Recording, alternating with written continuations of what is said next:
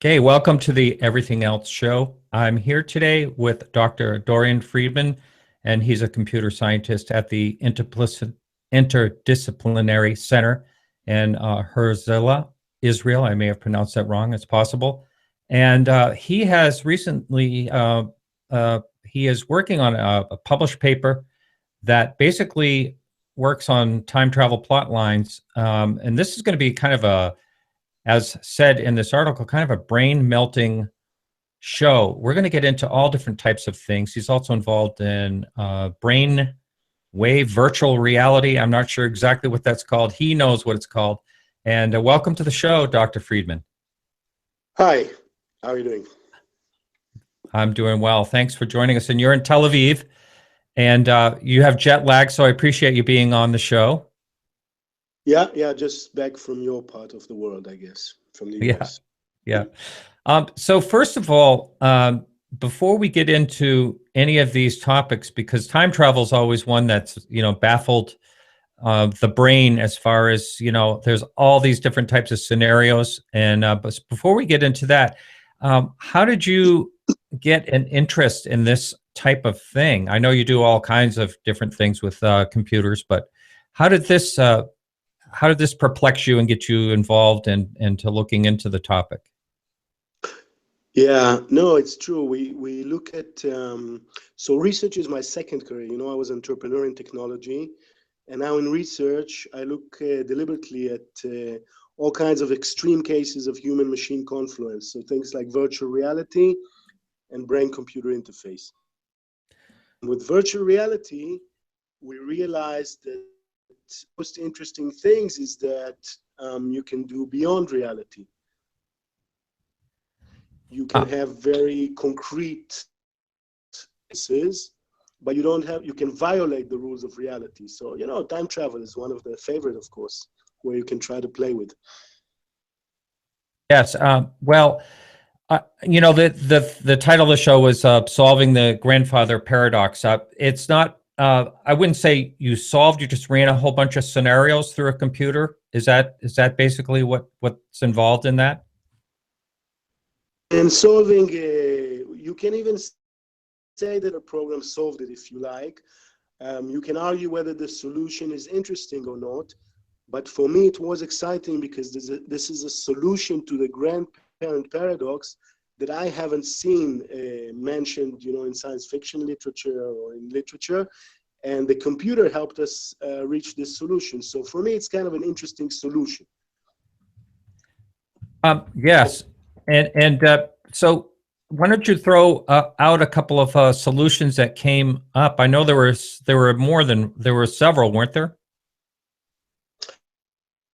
Yeah. So first of all, are you familiar with the grandfather paradox, which is known as the primary paradox of time travel? Yeah, basically, if you go back and kill your father or grandfather or something like that, then you wouldn't be there to begin with, type of situation. Yeah.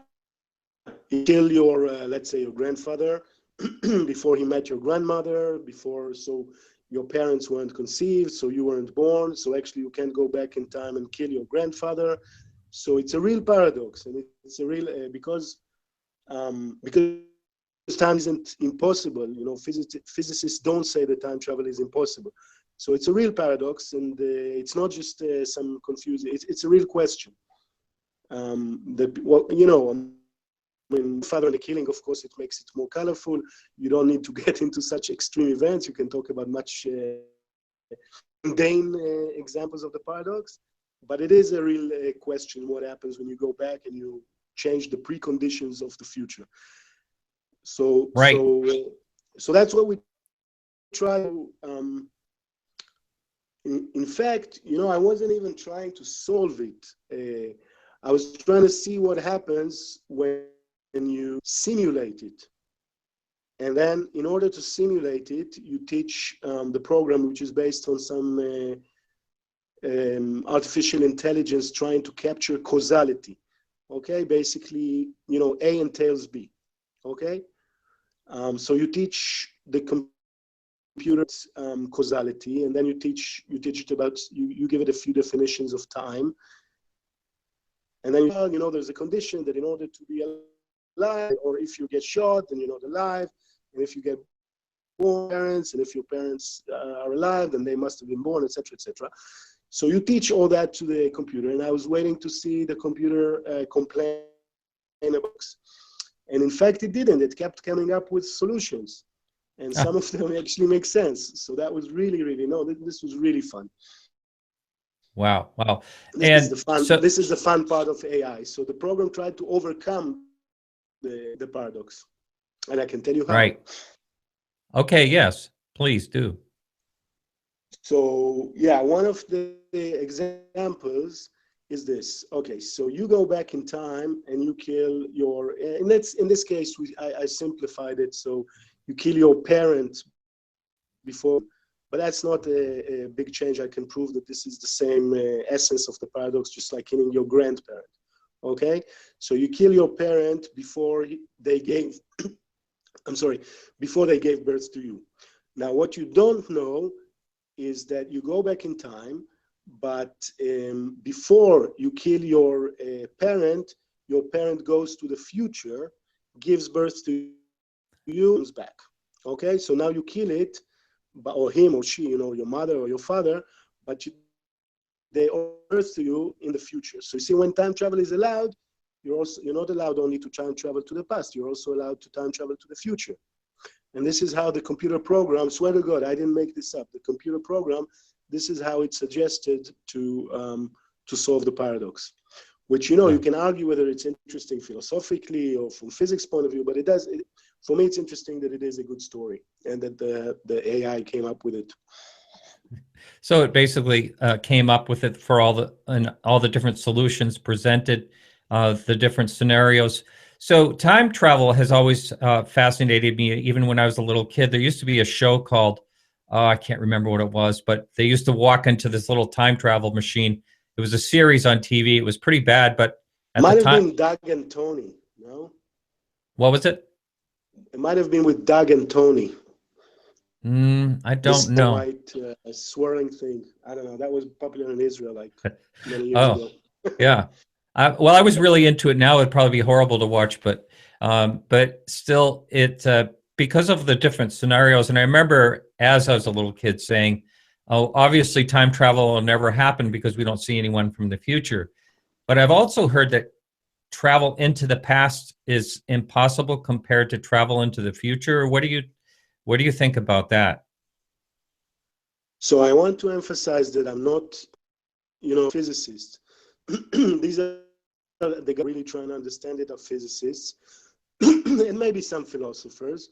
I did read quite a lot and talk to physicists and philosophers. And so time travel into the future is relatively simple because, all you have to do is hop on a spaceship that goes really close to the speed of light and then come back. And then you kind of time travel into the future. Time travel into the past, I think, and again, I'm not the physics, but some of them would say it happens all the time on this quantum level, of all these really, really small particles. But these anyway don't make sense, what goes on there. It's so non-intuitive what happens in the quantum level. So what they're saying is that there are all kinds of things going on the quantum level, which could be interpretable. And it's not impossible. Of course, they don't know how to do that, but it's not impossible that you could find either with this quantum or with the Einstein's theories to come up with something that would be equivalent to time travel on the macroscopic level, that is on the level of passing you or me or some device in time. So in advanced physics, they are not outruling it, Right. I think they're quite far from it, but they're not saying it's. Yeah, I know there's there's a lot of talk about alternate universes and things like that. And does this computer program take any of that into into the process at all of theorizing that? So that's a good question. So the thing is that the computer program, you are supposed to tell it how you think the universe behaves. So you are supposed to give it a few principles about space and time.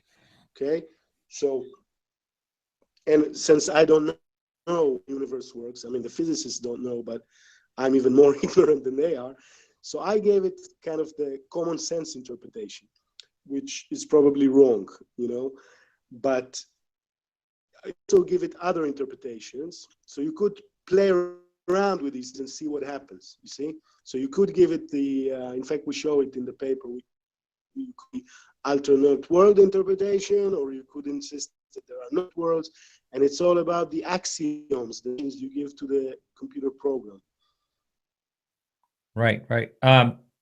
One of the things that is talked about a lot in time travel, people are actually saying that they're finding old pictures, and I think that's kind of hokey. It's just plain pictures of people that like there's one of a guy carrying a cell phone supposedly, but it's probably a cigarette case or something like that.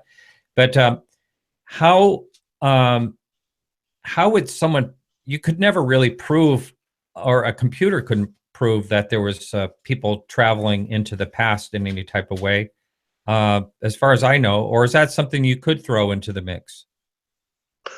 No, unfortunately, I don't think we can help with this dispute.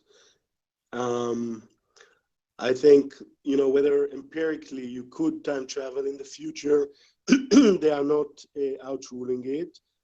I think most people would agree that, if time travel to our past would be possible, then, are they? Where are all these time travels? Why aren't they showing up? So some people are saying, that maybe we are not interesting enough. I don't know. I think, to be honest, common sense wise, I think if there was a time machine, we would can take you back to any point in time, then they would have come visit us. But my view, is always to keep an open mind, but strong claims require us. So if I were to believe in time travel, I would need more than one, photo. But also, I think the physicists would say that even if a time machine kind of, warping time space would be possible, then you could only time travel to the vicinity of the time where the machine is built. Right, right. Could be part of the reason we're not meeting all these time travels, but Yeah, someone just wrote on the in the chat room, they wish they could have time travel so they could fix all their problems. That would be nice to go back and change. What's that's that? that's exactly one of the empiricals done in immersive virtual reality. This is why after we did the algorithms up with Mel Slater, I mean, I have a virtual group, but he has a really, really good virtual reality.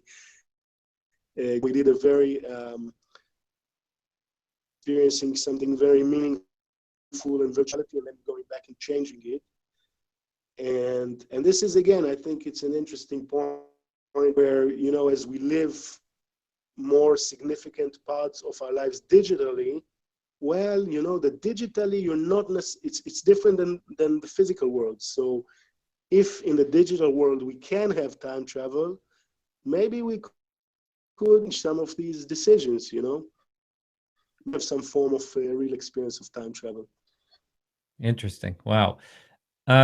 So what about the part of quantum mechanics when you get into, say, entanglement and things like that? Is that something that ever comes up when you're throwing these different things in? I mean, that's so unexplainable by itself. And I've always wondered if there could be some type of computer program to figure out how that works. Yeah, so this is beyond my expertise. This is where, I would need to work with the experts. So I did get contacted now by one group of experts who are looking into our program in the context of relativity theory. And maybe it would try to help explain things or illustrate things. And I think all we are trying to do formal models and equations, there's not a big difference between, equations and AI. I think our contribution with the AI and the virtual reality is it might help make it more concrete. And even the physicists I hope, may find it useful to, not necessarily to arrive new breakthroughs in the science, but to understand what they're doing. Maybe give them some insights. Right. It'll be a lot of fun to play with quantum physics. Now, I have to take just this quick break just to ask you, is there a way you can look on your phone to see, I'm not sure how the Google Hangouts app works, but are you able to speak through your headset like you would if you were talking on the phone? You mean without the speaker? Just through the speaker? Yeah, I could do that. Okay, because I'm having a little bit of difficulty understanding everything that you're saying. Yeah, well, you know what? It's a good. Okay, I'll try to figure out how to do that. Okay, no problem. When you got into this topic, I know that you were doing a lot of other work, and so let's talk a little bit about that too. The brain thought and VR, or this sounds like some type of work that would be really good for people that are, say, paralyzed. Sure. Or yeah, that sounds better. Can you hear me? Okay. Yeah. Other than the limitations of the internet, I think we're quite good. Yeah, so the other, or the main line of research that we do is brain-computer interfaces. Some would call it brain-machine interfaces. And the idea is relatively simple. The idea is to pick up some information coming out from your brain. We can, there's a few ways we can record brain activity. Even if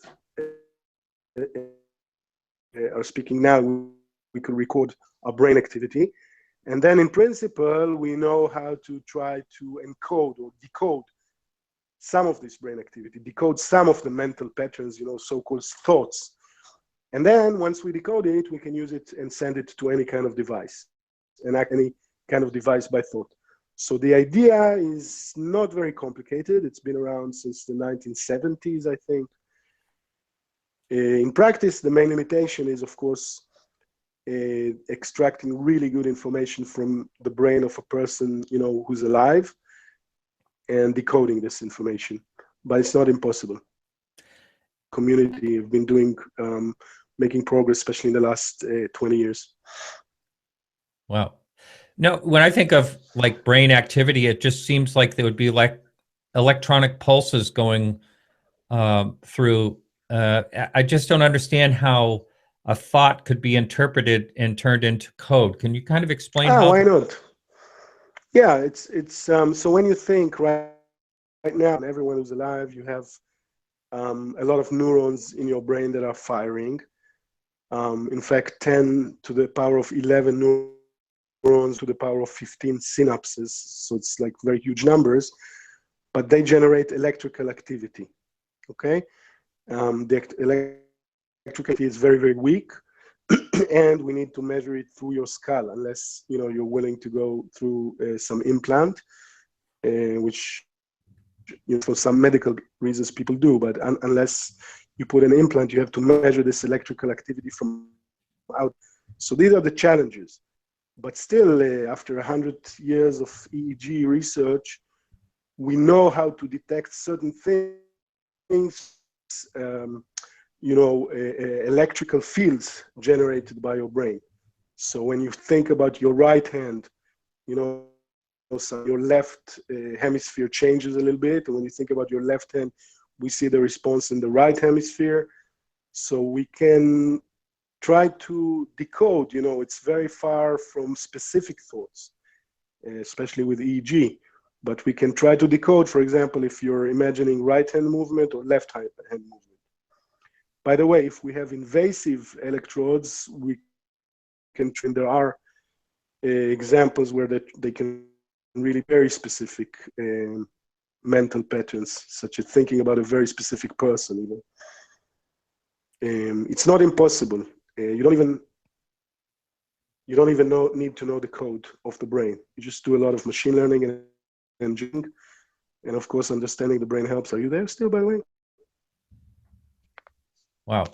So how would this work in virtual reality? In other words, I saw a video where it showed where someone was actually like thinking their way through this tropical island.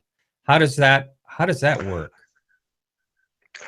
Right. So we were one of the first groups back in 2003 that started connecting the brain-computer interface to virtual reality. Imagine that we can detect if you are thinking about your right hand, your left hand, or your feet. And then we tell you, okay, here's this avatar, and now you control it. If you want to go forward, just imagine your feet, imagine that you're walking. If you want to turn right, imagine your right hand. If you want to turn left, imagine moving your left hand.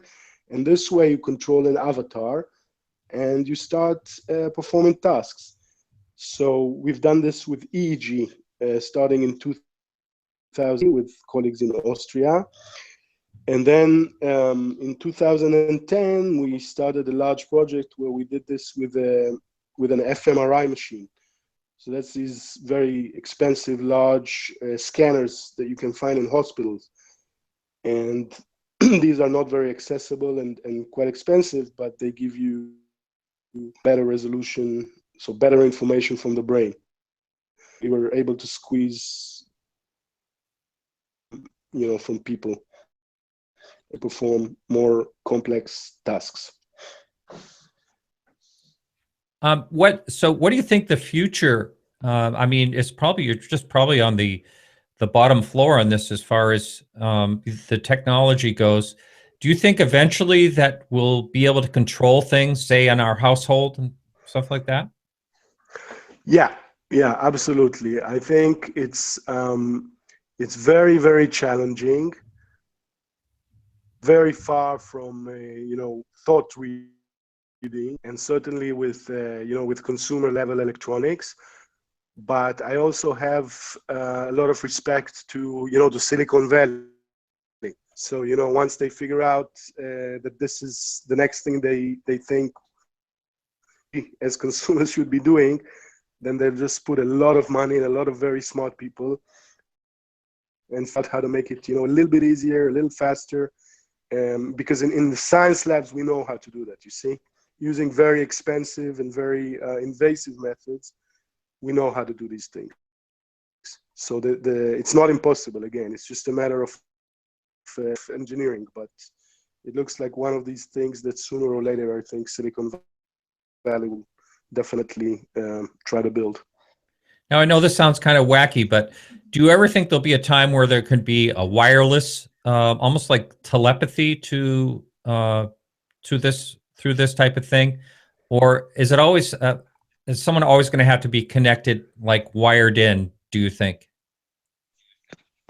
So again, this is very, very challenging. Right now, our challenges are just to get the information.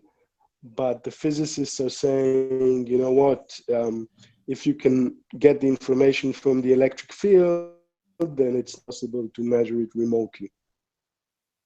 Really? Okay? Wow. So, yeah. So right now they're able to measure, for example, your heart rate remotely, which is also, I think, quite impressive. And for heart rate, some psychological, if you do it really accurately and you know the context, then you can infer some things about your responses remotely without your being aware of that. And in principle, and again, this is where I'm not the physicist, I'm more into the algorithms. I think right now our problems are much more difficult in other fronts, but who knows, maybe they'll be able to do it without actually attaching an electrode to your brain. Someone in the chat. It doesn't seem very likely right now, but who knows? I know. Look how much technology has changed just in 10 years, or even a few years. So who knows what another 50 years will change. In the chat room, someone wanted to know: are you familiar with Google's idea of super super AI? Yeah. I mean, they must have quite a lot of things by now. Now, research to understand the brain, we use machine learning.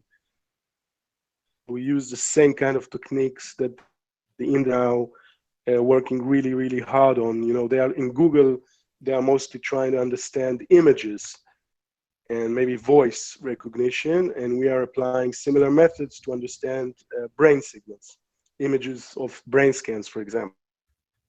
So it's relatively similar. And once it's important, they get up all the smartest people in the world, get them to work really hard, and they get really astounding results. Right. Now, what are your thoughts on? I think it's Ray Kurzweil's singularity. Do you think that's a possibility in the future? So, yeah, you see, this is the thing that I think Ray Kurzweil raises good questions, but my problem as a scientist is that he has no evidence whatsoever for the answers he's providing, you see? So the whole discussion about singularity is interesting. By the way, it's not Ray Kurzweil. The guy that first raised this issue of what happens when computers will be as smart as we are or smarter is John von Neumann. Very, very serious scientist in the 20th century. So the questions are good, but jumping from the questions to the conclusions that we'll do everything in 2029, and then deciding that we can upload our consciousness to the cloud or whatever, and we'll all live in some, Google sphere or some whatever.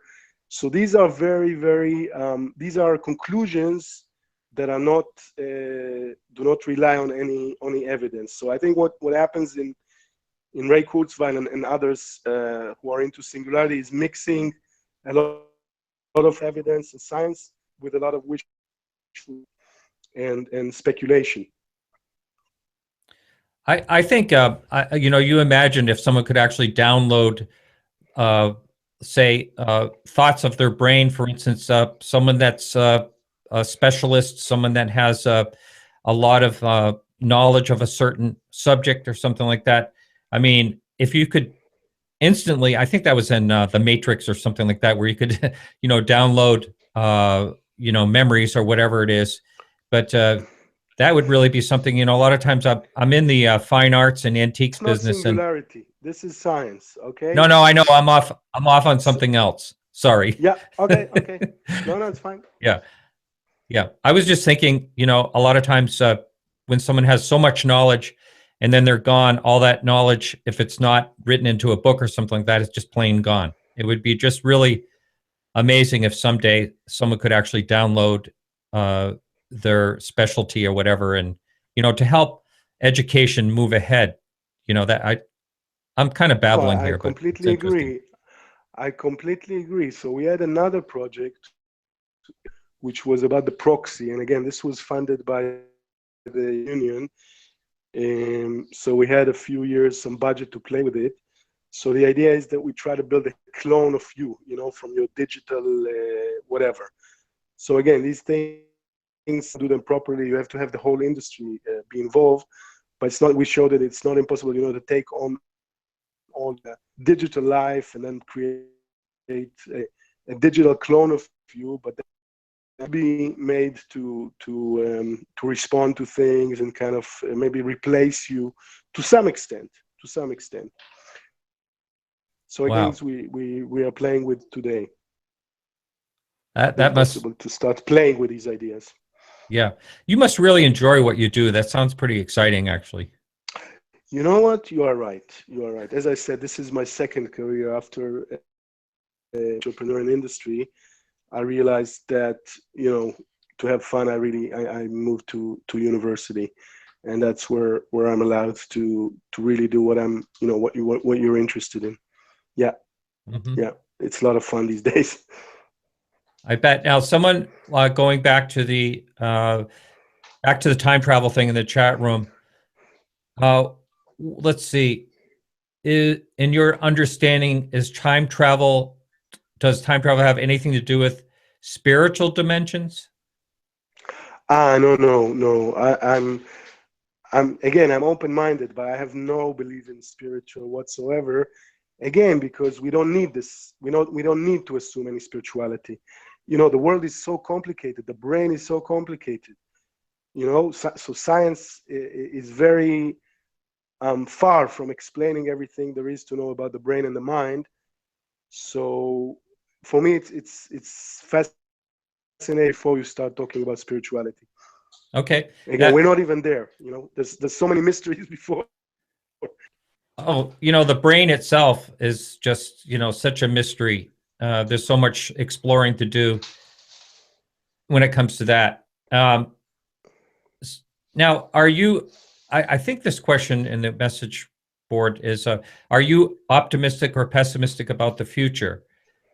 And I don't know if that means technology but I'm sure you're probably optimistic about technology. Yeah, I guess the question about your elect president or something like that.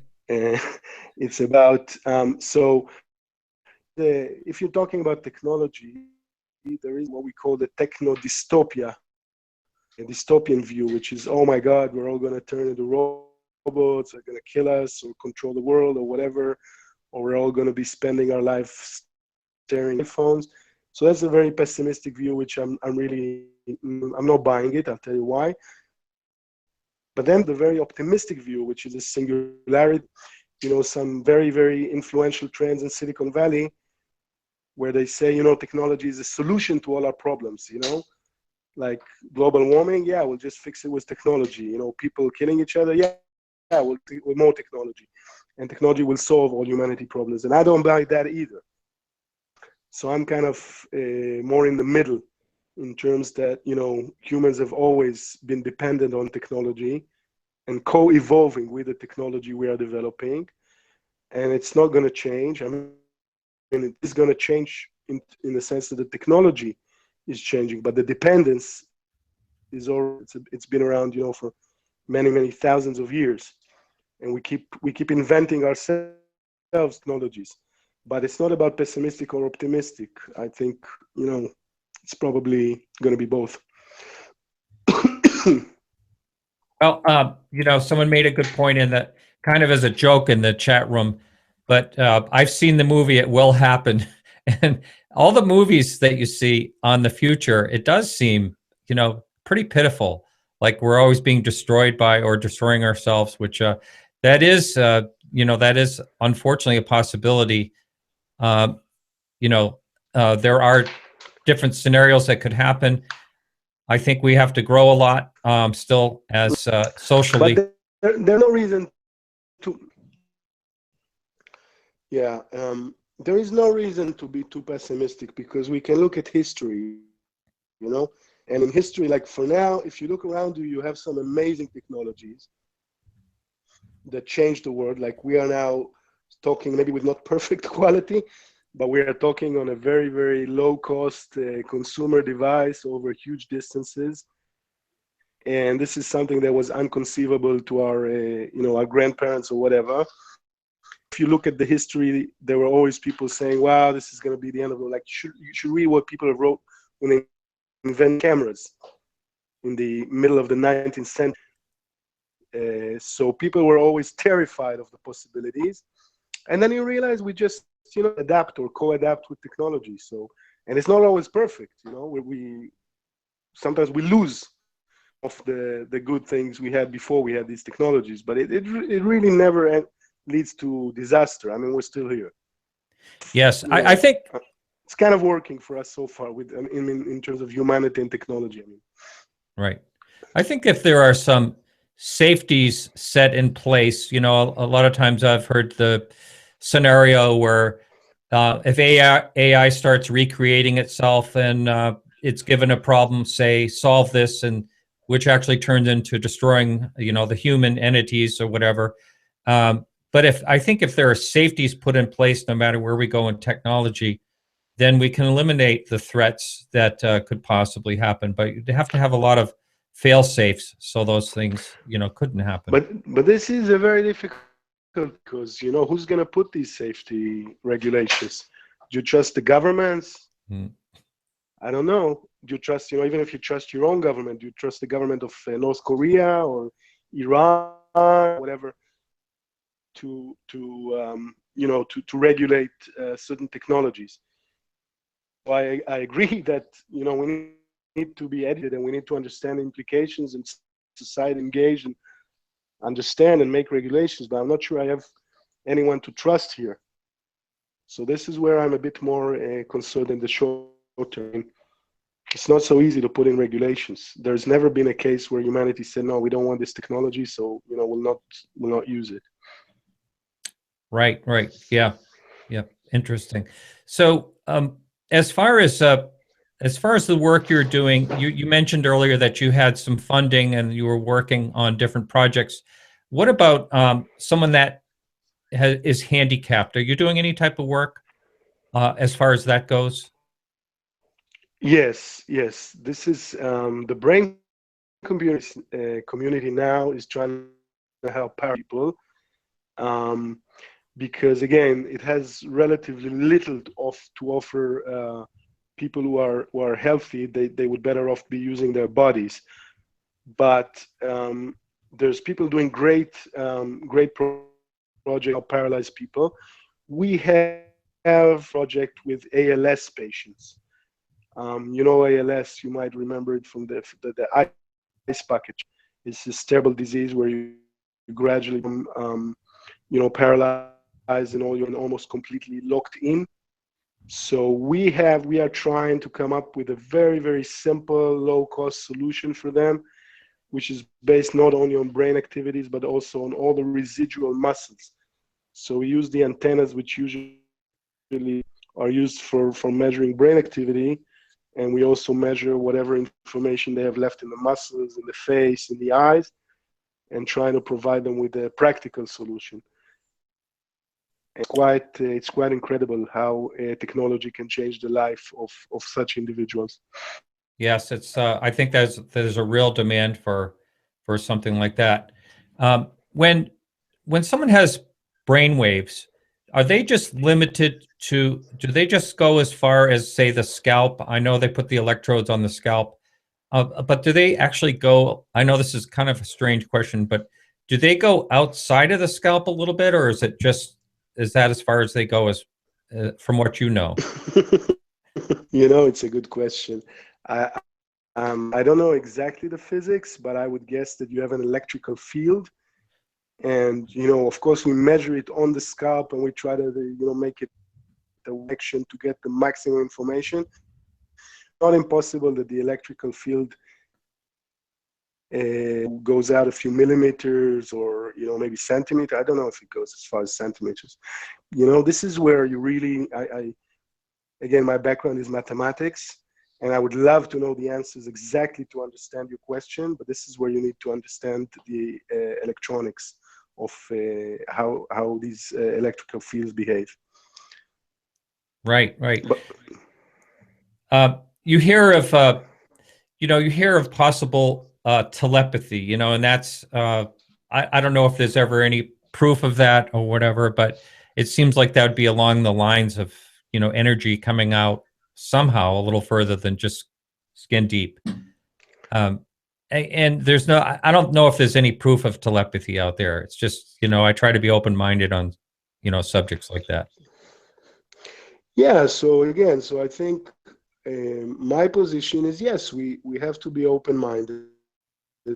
There's a lot of things, again, if you look at history, there's a lot of things that people thought would be completely crazy, but then turned out to be true. Like the Earth being not flat, and they imagine that they discovered that the world around us is full of these little creatures. For example, imagine a person who goes around and says, everywhere around us there's these little animals, but we just can't see them. So I think we really have to be open-minded. But the point is, again, strong claim, strong evidence. So if someone wants to talk about telepathy, fine. I'm fine with any claim you can make, but just come up with really, really damn strong evidence. Now, it could be that, you know, there's all kinds of things we're picking up. I think most of the people who try to study these things, eventually it boils down to all kinds of psychological effects. And I think I know some people who dedicated, you know, a serious portion of their life trying to find something and coming up with a conclusion. Nope, nothing there. But, you know, if some amazing proof of some sense that we're not aware of. I heard some engineer found some sensors on our skin that can pick up some radiation. Like, who knows? It's not impossible. Could be that we're not using it, but it could be there. And it could be that it's there and we're kind of using it in very rare occasions. Like, theoretically, it's not simple. Right, right. You know, there are a lot of people would say coincidences, but, you know, of certain things that happened. And also, you know, it gets into near-death experiences and all that, you know, all these, it just seems like there's so much to know. But you're right, these extraordinary claims need extraordinary evidence, as they say. Yeah, all interesting that's stuff, it. though. Yeah. Well, I think this is has been really interesting. Let's see. This is just one question that just popped up, though. I'd like to ask you. You mentioned about, you know, governments, whether we trust governments or not. Do you happen to know of any operations of any weaponizing of artificial intelligence? Absolutely. Oh, that's absolutely. That's Brain scary. technologies, artificial intelligence, absolutely. They're putting a lot of resources. They're working on very ambitious projects, and, you know, I hope most of it is stuff that, again, we can trust our governments, you know, not to use against us and against each other. But definitely, it's going to get interesting. Yeah, I could see why. I could see why that would be a big, you know, a big thing to have the upper hand on the enemy with any type of technology. So being AI as well. Absolutely. They're spending billions. I don't doubt it. All right. Well, where could someone find your work? Do you have? I can't remember how I found you. Did I find you through the university? Is that how someone could contact you? To be honest, I don't remember, but we do have a website. It's quite easy Okay. to find. I try to keep it updated. There's a YouTube channel with videos. You know, it's very eclectic. So some videos are really high quality and some are just student projects. But the website is EL. That's for Advanced Virtuality Lab. So avl.idc. IDC Interdisciplinary Center. IL for Israel. So AVL, Advanced Virtuality Lab. Actually, it's called Advanced Reality Lab, but we keep it deliberately, you know, kind of vague. So search Advanced Reality Lab or Advanced Virtuality Lab on Google in Israel, and you'll probably find it. Great. Well, thanks. You know, it's really going to be an interesting ride to see where all this goes. You know, it'd be great if, you know, you could just take a peek ahead, time travel into the future, and see where all technology goes. That would be really exciting and interesting. I sure hope, anyway. All right. I think you shouldn't be too worried. Yeah. We should be hopeful but optimistic. Okay. And it's great talking to you. Great talking to you too. Great fun talking to you. Thanks a lot. All right. Thanks for inviting me. Very good. Okay, everyone. So we'll be back next week with Leslie Kane, and we're going to be talking about all kinds of things, near-death experiences and all that. Thanks so much for listening, and talk to you next week. Bye-bye.